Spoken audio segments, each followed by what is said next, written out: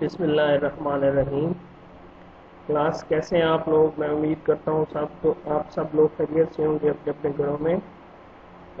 Class یہ ہے آج جو ہے آپ کے آن لائن کلاسز کے سلسلے کا یہ چھٹا لیکچر ہے۔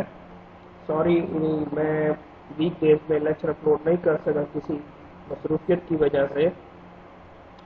تو جیسے کہ آپ کو پتہ ہے کہ ہم پاورٹی کو ڈسکس کر رہے تھے کہ اس کا پولیٹیکل انسٹیبلٹی کے ساتھ کیا ریلیشن ہے۔ تو ہم یہ کازز ڈسکس کر رہے ہیں پولیٹیکل انسٹیبلٹی کی۔ تو لاسٹ ٹائم ہم نے اس کے گورننس اور جو اکنامک ڈٹرمننٹس ہیں جو پولیٹیکل انسٹیبلٹی کو کاز کر سکتے ہیں یا کرتے ہیں ان کو ڈسکس کیا تھا۔ تو آج جو ہے ہم سوشل ڈٹرمننٹس جو ہیں پولیٹیکل انسٹیبلٹی کے پاورٹی کے which leads to political instability in any society or any country، آج ان کو ڈسکس کریں گے۔ تو شروع کرتے ہیں۔ سب سے پہلے ہے آج جو کرنے لگے ہیں سوشل ڈٹرمننٹس۔ جو اکنامک ڈٹرمننٹس ہوتے ہیں یہ بہت بنیادی حیثیت رکھتے ہیں ایسے حالات کو سمجھنے میں جن کی وجہ سے یا جن کی بدولت غربت میں اضافہ ہوتا ہے یا لوگوں کا جو لیونگ سٹینڈرڈ ہے اس کو انڈرسٹینڈ کرنے میں بہت زیادہ مدد ملتی ہے کہ کس طرح سے اکنامک ڈٹرمننٹس کی وجہ سے جو لوگ ہیں وہ they are forced to live below the poverty line۔ ٹھیک ہے، یہ جو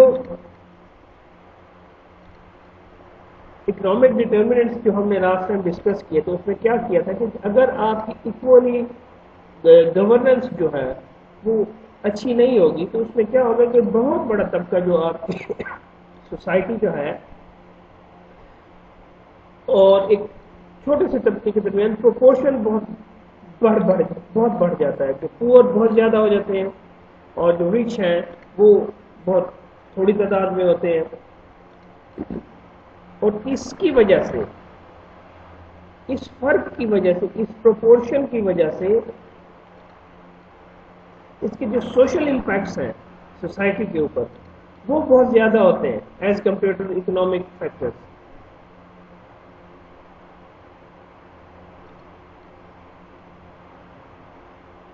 تو آج سوشل جو اس پہ ہے ڈٹرمننٹ، اس میں سب سے پہلے جو ہے ہم اس کا جو ایک فیکٹر پڑتا ہے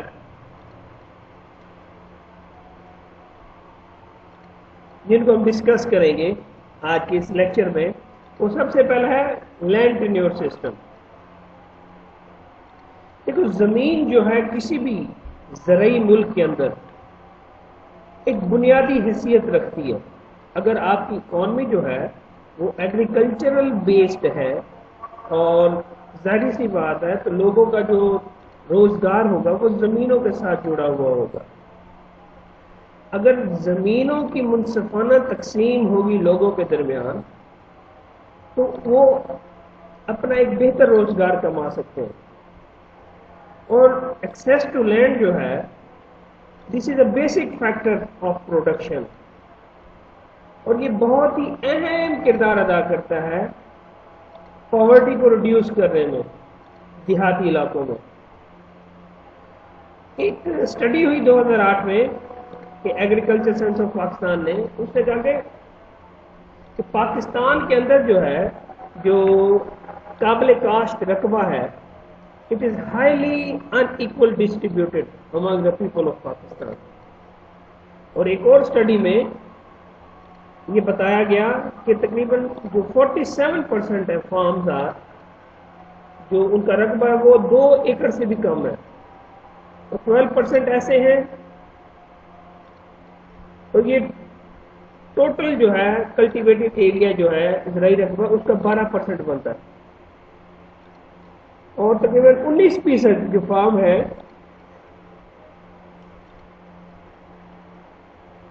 جو قابل کاشت رقبہ ہے لوگوں کے پاس وہ 5 ایکڑ پہ محیط ہے، اور یہ تقریباً 61% جو ہے ٹوٹل ایریا جو ہے ایگریکلچر لینڈ کا یا قابل کاشت رقبے کا پاکستان میں، اس کے اوپر یہ منحصر کرتا ہے۔ اب جب ایسے حالات ہوں گے تو آپ کیا سمجھتے ہیں کہ کس طرح سے پاورٹی انکریز ہوگی، پاورٹی ریڈیوس ہونے کے لیے، کیونکہ لوگوں کو جب کم زمین ہوگی، ٹھیک ہے، تو پروڈکشن کم ہوگی، جب پروڈکشن کم ہوگی تو ان کا لیونگ سٹینڈرڈ جو ہے وہ پور سے پور ہوتا جائے گا۔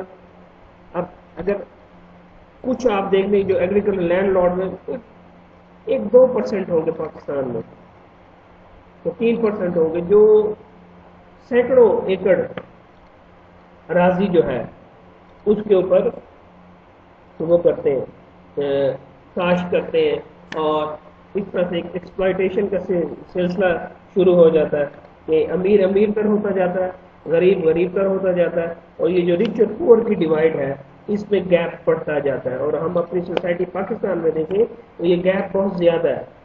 اب آپ پچھلے چند سالوں میں دیکھیں غربت کتنی بڑھ گئی ہے، آپ کے کتنے نوجوان ہیں جو ڈگریاں ہاتھ میں لے کر ان کو جاب نہیں ملتی، ایگریکلچر سیکٹر کا برا حال ہے۔ ابھی رات کی ڈیولپمنٹ دیکھ لیں تو اتنا سستا کر دیا تھا ڈیزل، اب ڈیزل سستا تھا تو کسانوں کو اس میں فائدہ ہے، کیونکہ ڈیزل سے وہ ٹیوب ویل بھی چلاتے ہیں، انجن چلاتے ہیں پانی نکالنے کے لیے، وہ ٹریکٹر چلاتے ہیں، ٹھیک ہے۔ اب اس سے کیا ہوگا، رات ہی رات وہ 21 روپے بڑھ گئے، اب ان کے اوپر ایکسیس برڈن پڑ گیا، ان کے جو ایکسپینسز ہیں اور بڑھ گئے۔ تو یہ ایک بالکل غلط سسٹم ہے، اس کا ڈائریکٹلی افیکٹ جو ہے کسانوں کے اوپر بہت برا پڑے گا۔ اب یہ جو لینڈ ٹینیور سسٹم ہے پاکستان کے اندر، بلوچستان کے اندر جو رقبے کے لحاظ سے پاکستان کا سب سے بڑا صوبہ ہے، ایک بلوچستان ایک اسٹرانگ ٹرائبل سوسائٹی ہے، جو پروپورشن ہے اسمال فارمز کا از لیس دین اے کوارٹر آف دا ٹوٹل، جو پوری زمین ہے اس کا بھی کوارٹر سے بھی تھوڑا ہے، جو چھوٹے چھوٹے کاشتکار وہاں پہ ہیں، باقی بڑی زمین جو ہے ہزاروں ایکڑ پہ وہ بڑے بڑے جو ٹرائبل ہیڈز ہیں وہ اس کو اون کرتے ہیں۔ اب اگر ہم سندھ کی بات دیکھیں، سندھ کے اندر ایک رورل سوسائٹی ہے، that's not an urban society, وہ ایک فیوڈل ایلیٹ جو ہے وہ اس کے اوپر ڈومینیٹ کرتی ہے۔ اس طرح اب پولیٹکس میں بھی ان کا فیوڈلز کا سارا رول ہے، انفلوئنس ہے، لینڈ میں بھی ایگریکلچر میں بھی ان کا انفلوئنس ہے۔ تو مزاری جو ہے، ہاری جو ہے، جو وہاں پہ زمینوں پہ کام کرتا ہے، اس کا کوئی پرسان حال نہیں ہے، ان کا کوئی لائف لیونگ سٹینڈرڈ نہیں ہے، کوئی لائف سٹینڈرڈ نہیں ہے، کوئی ان کو ہیلتھ فیسلٹیز نہیں ہے جو ہم نے پچھلے پریویس لیکچر میں ڈسکس کی تھی، کوئی ایجوکیشن کا ان کو کوئی وہ نہیں ہے۔ تو in a nutshell they don't have anything, they are living below the poverty line. Pakistan میں تقریباً 25% آبادی ایسی ہے جو غربت کی لکیر ہے، جو انٹرنیشنل انسٹیٹیوشنز نے جو ایک پیرامیٹر سیٹ کیا ہے کہ اتنی اتنی کیلوریز کنزیوم ہونی چاہیے، تو ان سے بھی کم وہ بیچارے پاکستان میں 25% لوگ ایسے ہیں جو اس سے بھی کم جو کیلوریز ہیں وہ کنزیوم کرتے ہیں۔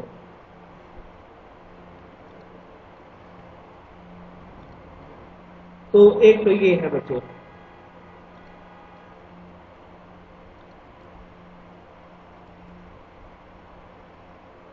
تو یہ تھا آپ کا لینڈ ٹینیور سسٹم بچوں۔ اب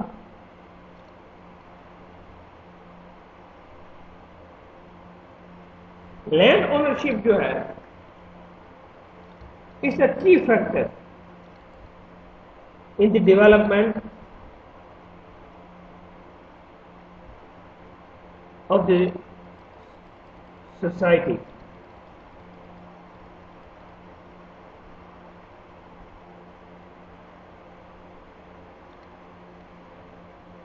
اب یہ جو ان ایکول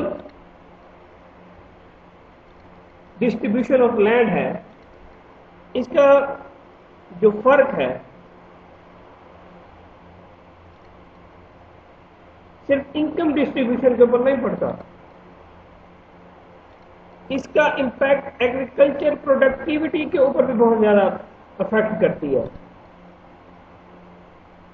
اور ہم یہ کہہ سکتے ہیں کہ یہ جو unequal distribution of land ہے پاکستان کے اندر، it is a major cause of poverty.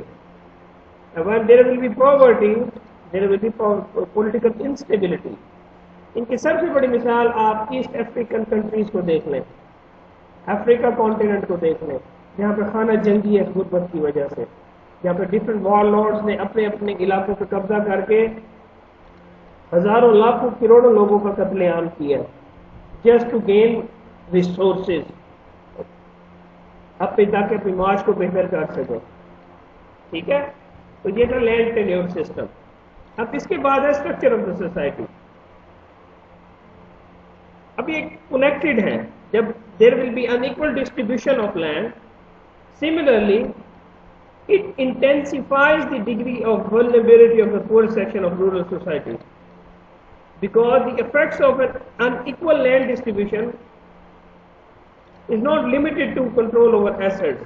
مثال کے طور کے اوپر implementation of infrastructure and development projects in areas where feudal domination is strong only proceeds after local land owners and tribal chiefs have given their full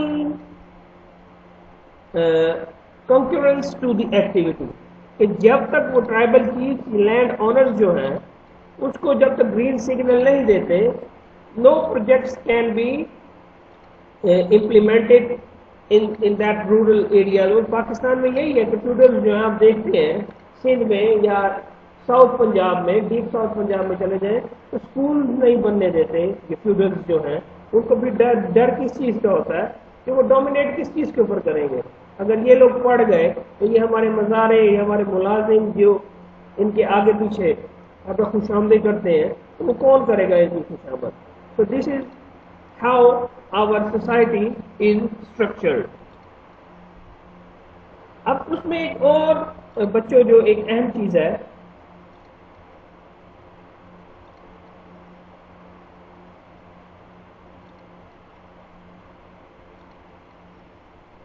جو feudal elite ہے پاکستان کی، they are all participating in the mainstream political party, and they have gained so much strength and so much power because they are in political process of the country as well, and the composition of legislature is one of the major factors in successive elected governments. That is the inability to design and implement land reform. اب مجھے بتائیں، بندر کو ہی، بلی کو ہی دودھ کی رکھوالی پہ اگر بٹھا دیں گے تو آپ کیا سمجھتے ہیں؟ اگر یہ فیوڈل، یہ انڈسٹریلسٹ یہی اگر پالیسی بنانے والے ہوں گے اور پروجیکٹس ڈیولپمنٹ پہ ان کا رول ہوگا تو آپ کیا سمجھتے ہیں؟ کیا اس سے لوگوں کو جو ہے ان کا معیار زندگی بہتر ہوگا، یا ان کو جو لینڈ ریفارمس کے جو چیزیں ہونی چاہیے یا ٹیکس اور انکم کا جو سسٹم ہونا چاہیے ایگریکلچر ہولڈنگز کے اوپر، کیا وہ امپلیمنٹ ہو سکتا ہے؟ تو میرا جواب ہوگا کہ نہیں ہو سکتا. اگر جیسے میں نے پہلے کہا، اگر بلی کو دودھ کی رکھوالی پہ بٹھا دیں گے تو دودھ کی تو خیر نہیں ہے. تو سملرلی یہ جو فیوڈلز ہیں انہوں نے جو اتنی پاور اور اسٹرینتھ اکٹھی کر رکھی ہے، پولیٹیکل بھی، اکنامیکل بھی، تو اس سے کیا سمجھتے ہیں آپ؟ کیا یہ لینڈ ریفارم ہونے دیں گے؟ آپ کے پریویس لیکچرز میں نے ذوالفقار علی بھٹو کی، انہوں نے یہ لینڈ ریفارم کا یہ سسٹم شروع کیا تھا، کیا وہ کامیاب ہوا تھا؟ جو نیشنلائزیشن کی انہوں نے ایک پالیسی بنائی تھی، کیا وہ کامیاب ہوئی تھی؟ وہ بیڈلی فیلڈ ہوئی تھی. اس میں بیوروکریٹس اور یہ پولیٹیشینس اور یہ فیوڈل جن کا پولیٹکس میں انفلوئنس تھا، ان سب کی وجہ سے وہ پالیسی جو ہے فیل ہوئی، اور آج تک ہم پاکستان میں اس کے فٹ پرنٹس دیکھتے ہیں. اب جو اسٹرکچر ہے سوسائٹی کا پاکستان کے اندر، it has contributed significantly to increase, to perpetuate poverty in rural areas through the combination of social, political and economic factors. تو یہ میرے بچوں یہ تھا اسٹرکچر آف دا سوسائٹی.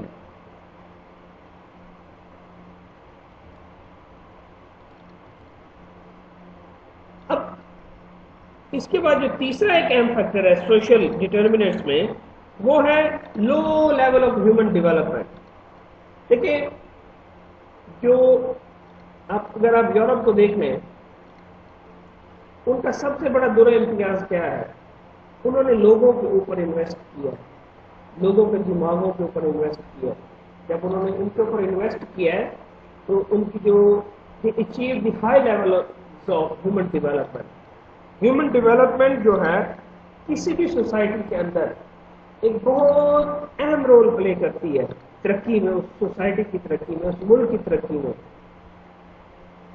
اب اس سے کیا ہوتا ہے جب آپ لوگوں کے اوپر ڈیولپمنٹ کے اوپر خرچ کرتے ہیں تو جو ملکوں کے پوٹینشلی گروتھ ہوتی ہے، پوٹینشیل ہوتا ہے گروتھ کا، اور جو ابیلٹی ہوتی ہے جس سے غربت کو کم کیا جا سکے، that is entirely dependent on its stock of social capital.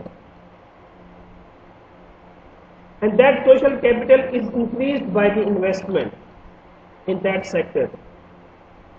The level of human development in Pakistan is currently very low,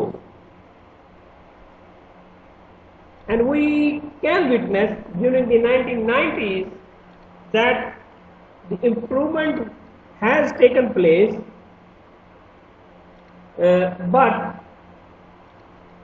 in the last 10-15 years that development is very low, and that growth is very disappointing during the last 5-10 years, and that is undermined. Why? Because the growth potential is undermined by poor social indicators. Means a low level of education, bulk of the labor force, and that labor force is another curse for the Pakistan is not skilled labor, that is unskilled labor. All right? And when you have a unskilled labor, that directly put limitations on the structure of the economy of that country. اب China کو جو ہے، اب China ہم سے 2 سال بعد she got independence.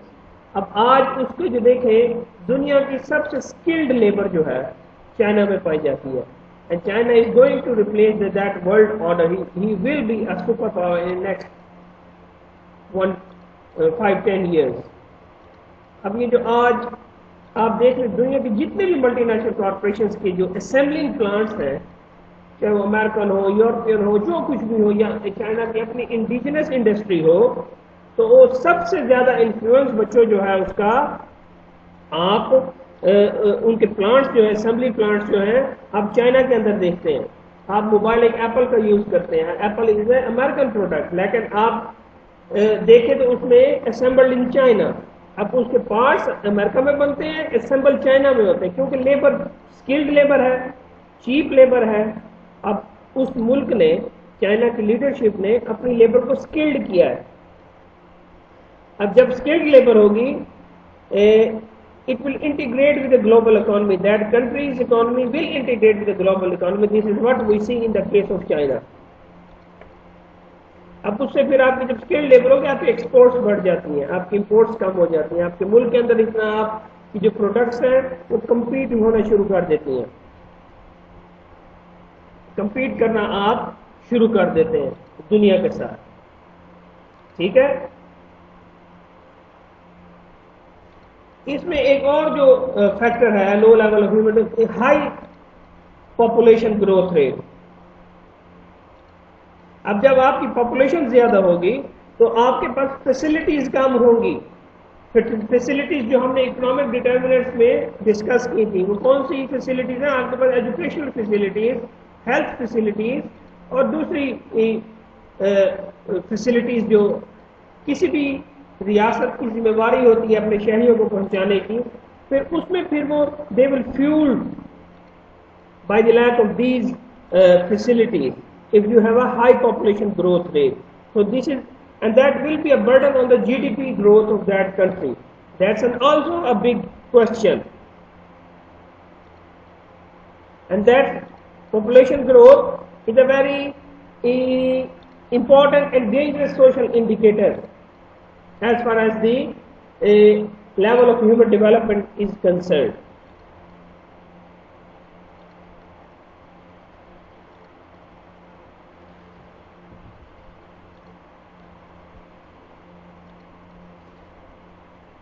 There is another thing in the levels of human development, the societal gender inequality, that the females are forced to do a labor work. Pakistan میں ایک اکثر ڈاکومنٹریز بنتی ہیں کہ بٹھے مالکان جو ہیں پورے خاندان کو یرغمال بنا کر اس میں عورتیں بھی، بوڑھے بھی، بچے بھی، جوان بھی اینٹیں بنانے کا کام کرتے ہیں. اب جب آپ کے پاس سوشل انیکویلٹی ہوگی آپ کے ملک کے اندر تو وہ پھر ایک انفارمل قسم کی لیبر مارکیٹ میں کام کرتے ہیں، ان کو ان کی ویجز صحیح نہیں ملتی. تو ویجز صحیح نہیں ملنے کے تو کس طرح اپنا معیار زندگی جو ہے اس کو بہتر کر سکتے ہیں. اب آپ ایک اور چیز دیکھ لیں، دیہاتوں میں فیمیلز جو ہیں وہ بہت زیادہ کام کرتی ہیں لیبر کے طور کے اوپر. یعنی کہ اب کپاس کا جو ایک بیج ہوتا ہے اس کو زمین میں لگانے تک، چوکی دینے تک، یا کپاس جب چنتے ہیں اس میں ساری جتنی بھی لیبر فورس ہے تو یہ عورتیں کام کرتی ہیں وہاں پہ، اور they don't get an adequate amount of money. تو تھوڑی سی گزارا کر دیتے ہیں، 200-300 روپے من کے حساب سے ان کو کپاس کی چنائی دی جاتی ہے اور وہ اپنا گزر بسر کرنے کے اوپر مجبور ہوتی ہے. تو یہ تھا بیٹا low level of human development کے حوالے سے چند گزارشات. اب اس کے بعد ہے ایتھنک اینڈ سیکٹیرین کنفلکٹ. اب پاکستان جو ہے تقریباً ضیاء دور سے لے کے آج تک ایتھنک اور سیکٹیرین کانفلکٹس کا شکار رہا ہے. کبھی افغان جنگ کے اس میں، کبھی شیعہ سنی کانفلکٹس کے اس میں، کبھی کراچی کے جو ٹارگٹ کلنگ کا ایشوز ہو، بھتہ خوری کا ایشو ہو، یا پولیٹیکل پارٹیز جو ہیں وہ اس قسم کی انلیگل ایکٹیویٹیز میں جس طرح ملوث ہوتی ہیں. مثال کے طور کے اوپر ایم کیو ایم جو ہے جس کے اوپر شروع سے الزامات لگتے رہے ہیں کہ وہ بھتہ خوری ٹارگٹ کلنگ میں کراچی میں سر فہرست رہی ہے. ان کے اپنے ڈیتھ اسکواڈز بنے ہوئے ہیں جو بھتہ نہیں دیتا، کڈنیپنگ، ایکسٹورشن، کلنگ اور ان چیزوں میں ملوث ہوئی. آپ کو یاد ہوگا کہ ایک بہت بڑا جو سانیہ ہوا بلدیہ فیکٹری کا، جس میں سینکڑوں لوگوں کو زندہ جلا دیا گیا صرف اس لیے کہ اس فیکٹری کے مالک نے پتہ نہیں دیا. آپ لیاری میں دیکھ لیں، گینگ وارز دیکھ لیں. تو یہ سیکٹیرین کنفلکٹ جتنے بھی ہیں پاکستان اس کا ہمیشہ سے شکار رہا ہے.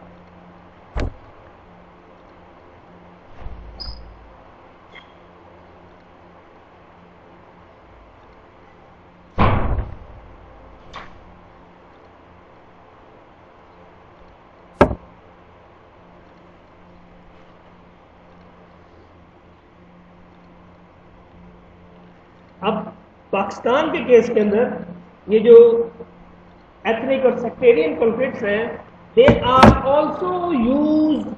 also fueled by the political parties to achieve their political objective as well. مثال کے طور کے اوپر میں نے جیسے آپ کو کہا یہ جو پچھلے 25 سال گزرے ہیں they were very harsh. اب ثانیہ 12 مئی دیٹ جو کئی لوگوں کو مروا دیا گیا دن دہاڑے سڑکوں کے اوپر کراچی کے اندر، that was also to gain political purposes by the I don't know, by the that sitting president of Pakistan. That's a very harsh reality. اب اس سے کیا ہوتا ہے جب یہ ایتھنک اور سیکٹیرین وائلنسز ہوتی ہیں, ٹینشنز ہوتی ہیں, دے فیولڈ ایپیسوڈز آف وائلنس, یہ قسطوں میں پھر یہ بھر کے آپ کے سامنے آتی ہے. ٹھیک ہے, آپ کا ٹیررزم کا جو بہت بڑا ایک ایشو رہا ہے پاکستان کے اندر, اگر آپ بچوں اس کو دیکھ رہے ہیں تو that is also big issue in the history of Pakistan. اب جب یہ پولیٹیکل ایکسپلائٹیشن ہوتی ہے, اپنے سیاستدان کرتے ہیں, تو اس سے کیا ہوتا ہے, تو یہ پوری society, different section of society میں جو ہے یہ پھیل جاتی ہے. مثال کے طور پر کراچی کے اندر میں آپ کو مثال دوں, ایک وقت میں تقریباً 200 شیعہ ڈاکٹرز جو تھے ان کو قتل کر دیا گیا صرف 2-3 سالوں کے اندر.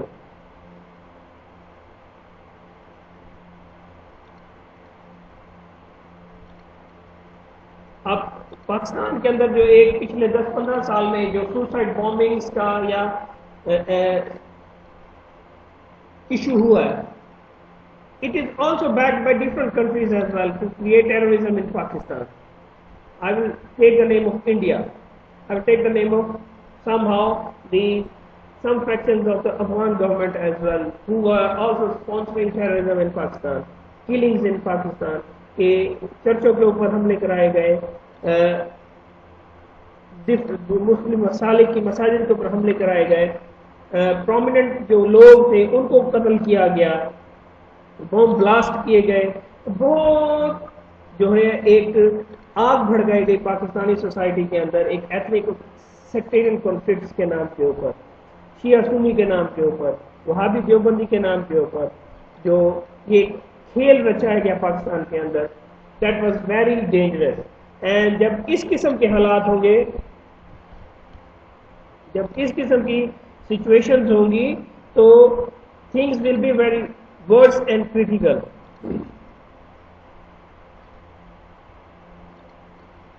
کیونکہ لا اینڈ آرڈر کی جو سچویشن جو ہوتی ہے, it is important in the development of industries. The basic industry, the tourism industry. آپ کو میں مثال دوں سوئٹزرلینڈ کی. سوئٹزرلینڈ پہاڑوں پہ مشتمل ملک ہے, لیکن دنیا کا امیر ترین ملک ہے. لوگ وہاں پہ ٹورزم کے لیے جاتے ہیں, وہ اربوں روپے وہ کماتے ہیں. ہمارا ملک پاکستان بھی تو کسی اس حوالے سے کسی ملک سے کم نہیں ہے. ہمارا نارتھ ایک جنت نظیر نارتھ ہے. ہمارا آزاد کشمیر جنت نظیر آزاد کشمیر ہے. اس کی دنیا میں کوئی خوبصورتی کی مثال نہیں ملتی. کیا ہے, جب آپ کے ملک کے اندر جس میں سیکٹیرین کنفلکٹ ہوں گے, ٹیررزم ہوگا, تو اس سے آپ کی ٹورزم نہیں ہوگا. ٹورزم نہیں ہوگا تو آپ کے ملک میں پیسہ نہیں آئے گا. اس سے آپ کے ملک میں FDI نہیں آئے گی, فورن ڈائریکٹ انویسٹمنٹ آپ کے ملک کے اندر نہیں آتی. جب نہیں آتی تو انڈسٹری نہیں لگتی. انڈسٹری نہیں لگتی, لوگوں کو روزگار نہیں ملتا. لوگوں کو جب روزگار نہیں ملتا تو وہ غربت کی لکیر سے زندگی گزارنے کے اوپر مجبور ہو جاتے ہیں. تو اس میں ایک سوسائٹی کے اندر کیوس, ایک ڈائلیما, ایک poverty, hunger, frustration, anger society کے اندر جنم لینا لگ جاتا ہے.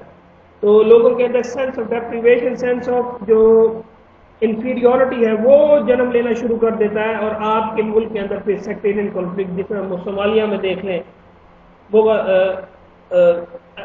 دوسرے جو افریقن کنٹریز ہیں اس کے اندر دیکھیں, آج ان کی حال بہت خستہ حالت کا شکار ہے. وہ ان کی اکانومی ختم, ان کا سوشل سسٹم ختم, اکنامک سسٹم ختم, پولیٹیکل سسٹم ختم. They are on the verge of destruction.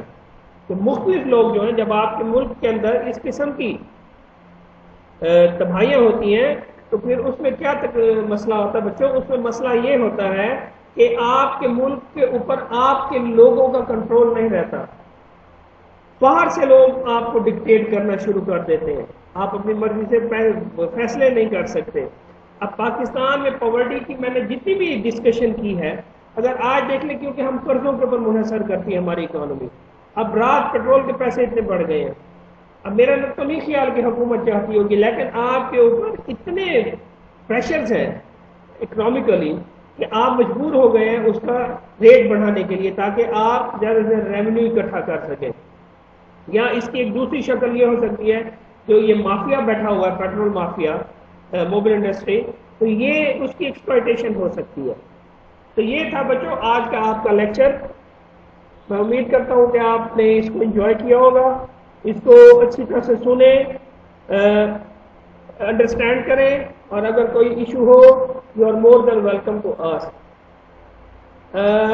یہ بچے وقاص نے مجھے ای میل ایڈریس بھیج دیا، اس کے اوپر میں ایک آرٹیکل ہے، یہ بہت انٹرسٹنگ آرٹیکل ہے، آپ لوگ نے ضرور پڑھنا ہے.